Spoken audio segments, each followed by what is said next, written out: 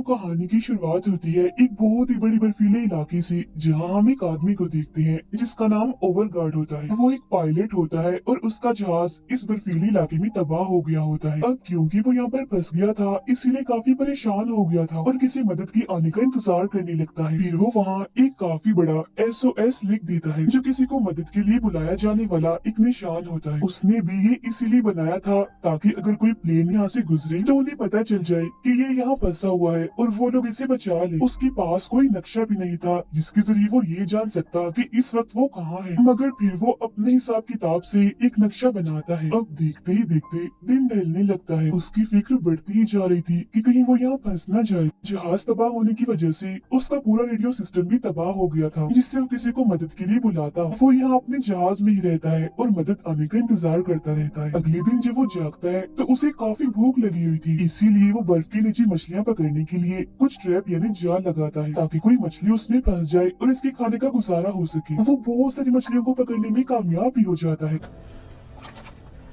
उसे यहाँ 2 से 3 दिन गुजर जाते हैं, मगर कोई भी उसके बचाव के लिए यहाँ नहीं आता। रोज सुबह उठने के बाद वो एक मछली खाता था और फिर अपनी सिग्नल देने वाली मशीन को लेकर ऊंची ऊंची जगहों पर जाया करता था ताकि मशीन से निकलने वाले सिग्नल्स कोई हेलीकॉप्टर या प्लेन देख ले या फिर कोई टीम उस सिग्नल को पकड़ ले और उसे बचाने के लिए आ जाए। अगले दिन वो नक्शे पर हर उस जगह को बना देता है जहाँ उसने बैठकर मशीन के जरिए सिग्नल्स भेजे थे, लेकिन अफसोस 4 से 5 दिन गुजर जाने के बाद किसी ने भी उसका सिग्नल नहीं देखा। ओवरगार्ड हर रोज एक जगह पर जाया करता था जहाँ उसने कुछ पत्थर रखे हुए थे। वो उनसे बातें करता था। फिर जब वो अपने जहाज की तरफ वापस आता है तो देखता है कि किसी ने उसके डब्बे को तोड़कर वहाँ से सारी मछलियाँ ले ली हैं। आसपास देखने पर उसे कुछ भी दिखाई नहीं देता, मगर फिर जैसे ही वो अपने पैरों की तरफ देखता है तो वहाँ उसे बर्फानी रिछ के काफी बड़े बड़े पैरों के निशान दिखते हैं, जो देख वो काफी डर जाता है और वापस अपने प्लेन में आ जाता है। वो सोचने लगता है कि अब उसके लिए एक नहीं बल्कि दो मुसीबतें हैं। उसे ना सिर्फ ठंड से बच के रहना है बल्कि अब उस रिच से भी बचना है, वरना तो वो उसे मार देगा। अगले दिन वो सिग्नल मशीन को लेकर ऊंचाई पर जाता है और दूर के पहाड़ों को देखने लगता है, जहाँ वो उस बर्फीले रिच को भी देखता है, लेकिन वो इससे काफी दूर था। वो रिच भी इसे देख चुका था, मगर वो इसके पास आने की बजाय दूसरी तरफ जाने लगता है। अब ऐसे ही हर रोज वो अपनी मशीन से सिग्नल भेजकर जैसे मशीन को देखता है तो उस पर हरे रंग की लाइट जलती है। इसका मतलब ये था कि अभी तक किसी को भी उसका सिग्नल नहीं मिला। तो ये देख वो काफी मायूस हो जाता है और सोचने लगता है कि पता नहीं और कितने दिन मैं यहाँ पर जिंदा रह पाऊंगा। अब कुछ ही दूरी पर उसे हेलीकॉप्टर नजर आता है, जिसे देख वो काफी खुश हो गया था और चिल्लाने लगता है। उनका ध्यान अपनी तरफ करने के लिए वो कुछ जलाता है। उसका ये प्लान कामयाब हो जाता है क्योंकि वो लोग इसे देख लेते हैं और इसी की तरफ ही आने लगते हैं, जिससे ओवरगार्ड की खुशी का तो कोई ठिकाना ही नहीं रहता।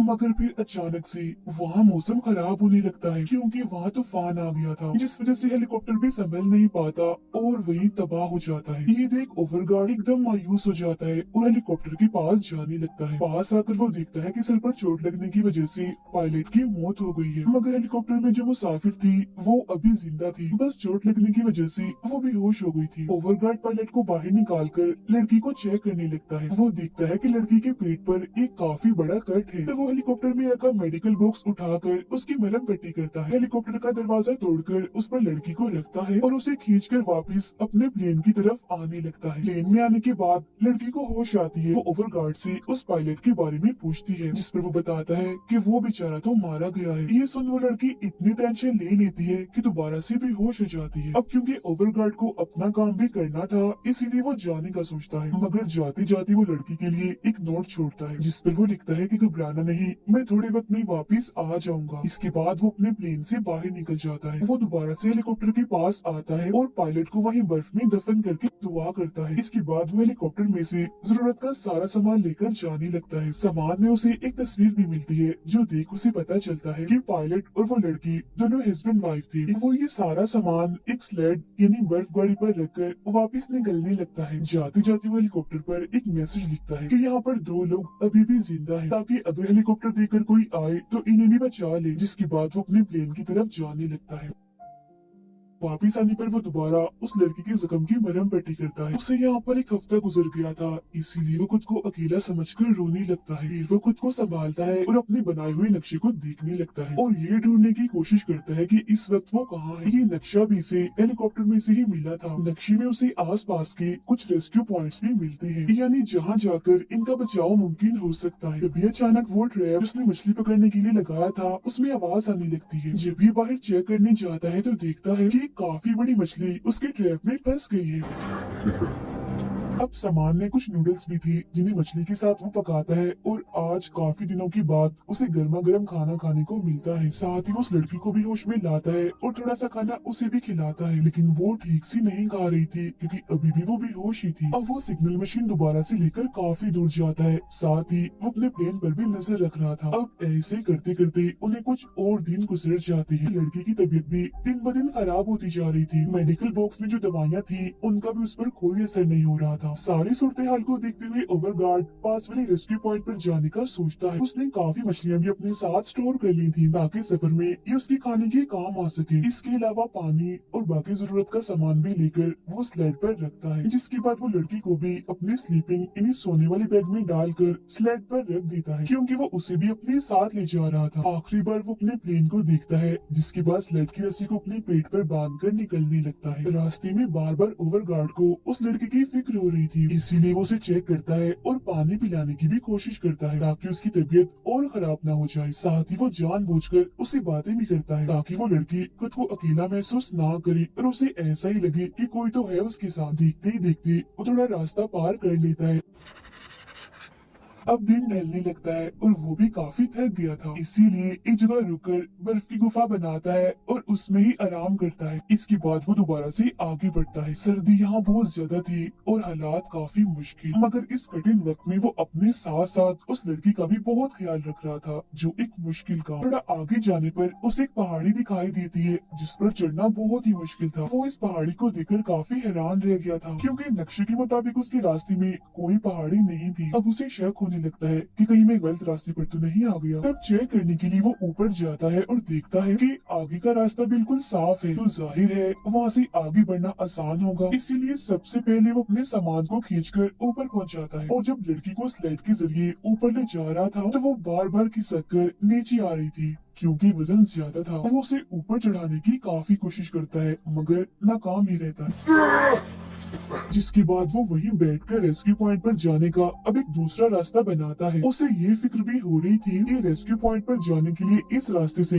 2 दिन लगने वाली थी, मगर अब जिस नए रास्ते से वो जाएगा इसे 5 दिन लग जाएंगे। टेंशन उसे ये थी कि खाना भी कम था और लड़की की हालत भी इतनी खराब थी कि उसकी जान भी जा सकती थी, लेकिन इसके बावजूद भी वो हिम्मत करता है और ठान लेता है कि चाहे जो भी हो जाए मैं इस नए रास्ते से ही जाऊंगा। जिसके बाद वो अपना सामान वापस नीचे उतार कर इस नए रास्ते पर चलने लगता है। थोड़ा आगे जाने पर उसे गुफा मिलती है जहाँ वो रुकता है और खाना बनाकर खुद भी और उस लड़की को भी खिलाता है, मगर उसकी हालत अब और भी खराब हो गई थी। उसका जिस्म काला पड़ने लगता है, ऐसा लग रहा था जैसे उसका खून जम रहा हो। इसके अलावा उसके चूल्हे में गैस भी खत्म हो गई थी, जो देख उसकी परेशानी और बढ़ जाती है। चुपचाप बैठा अभी सोच ही रहा था कि तभी उसे बाहर किसी के गुर्राने की आवाज आने लगती है, जो सुन वो पहचान लेता है कि बाहर बर्फानी रिच है। वो काफी डर गया था, इसलिए एकदम शांत रहता है, कोई आवाज नहीं करता। मगर इसी वक्त उस लड़की को खांसी होने लगती है, जिससे रिच को पता चल जाता है कि अंदर कोई है, तो वो अंदर आने की कोशिश करता है,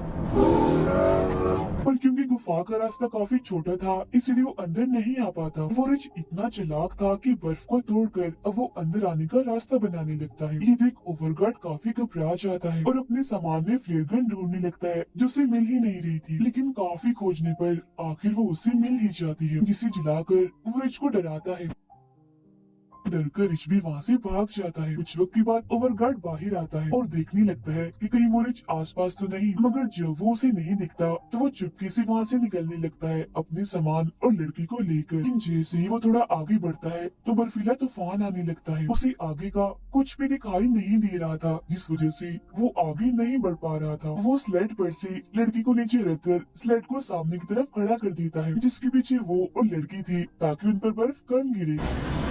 फिर वो भी जाकर उस स्लीपिंग बैग में लेट जाता है जिसमें वो लड़की थी। फिर कुछ वक्त के बाद तूफान जब थोड़ा बहुत रुक जाता है तो उसे पानी पिलाने लगता है, मगर उसकी हालत इतनी खराब हो गई थी कि उसका मुंह ही नहीं खुलता। अचानक उसे खांसी होती है जिसके बाद उसके मुंह से खून निकलने लगता है। अब जब ओवरगार्ड उसके जख्म को चेक करता है तो उसे पता चलता है कि लड़की को इन्फेक्शन हो गया है। इसी के साथ ही वो लड़की दोबारा से बेहोश हो जाती है। जो देख ओवरगार्ड को लगता है कि लड़की मर गई या अगर नहीं भी मरी तो कुछ देर में मरने वाली है, उसे आगे ले जाने का कोई भी फायदा नहीं होगा। इस वजह से ओवरगार्ड को दुख तो होता है, मगर वो बेचारा करता भी क्या, वो लड़की को वहीं पर छोड़कर अकेला ही वहाँ से जाने लगता है, क्योंकि अगर वो उसे साथ में लेकर भी जाता तो भी उसे बचाया नहीं जा सकता था, क्योंकि यहाँ आस पास कोई हॉस्पिटल नहीं था। थोड़ा आगे जाने पर वो गड्ढे में गिर जाता है जिससे फौरन ही वो बेहोश हो गया था। उसे काफी चोट भी लग जाती है। फिर जब उसे होश आती है तो वो देखता है कि मेरी टांग कुछ पत्थरों में फंस गई है। वो वहाँ से निकलने की बार बार कोशिश करता है, मगर पत्थर इतने भारी थे कि वो वहाँ से नहीं निकल पाता। वो काफी घबरा गया था और रोने लगता है। उसे फौरन ही समझ आ जाती है कि बस अब मैं भी नहीं बचूंगा, मेरे मरने का वक्त भी करीब है। यहाँ साथ ही उसे अपनी गलती का पछतावा भी होने लगता है कि मुझे उस लड़की को अकेला छोड़ना नहीं चाहिए था, क्योंकि हो सकता है मुझे इसी चीज की सजा मिली हो। लड़की का सोचकर उसे एक उम्मीद मिलती है, जिसके बाद बड़ी मुश्किल से अपनी टांग को